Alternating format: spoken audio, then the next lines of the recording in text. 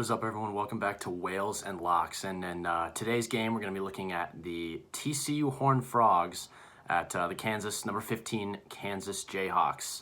The line in this game is Kansas minus 14, and the over-under is 136.5. So looking at TCU to start, TCU is 9-5 this season, 2-4 in conference. Notable wins against Oklahoma State on the road, that's a good win, and Liberty at home, not as good of a win, but still a decent win. Otherwise, not much else to show. TCU had been looking terrible before this, before they were hit by COVID with 3 really bad losses. Granted, they were to Kansas, Oklahoma, and Baylor, but they were losses by a combined 27.7 points per game.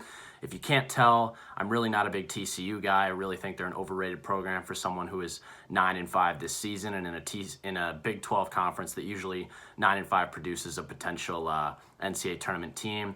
And in Big 12 play, they're allowing 76.7 points per game. So they're really not performing well all this season. When it comes to Kansas in the last 3 games, they have not looked good either. On the road, big road trip with Baylor and Oklahoma. Could not figure it out in either of those games. And I believe while Bill Self is an all-time coach, I believe he will be able to help them right the ship. They may not be title contenders this season, but I do think this team is good enough to win a couple games. Kansas this season against the spread is 6-8, while TCU is 5-9, so both haven't really performed all that well. However, I do think Kansas is able to come back here into Allen Fieldhouse, their own environment, after a really bad road trip.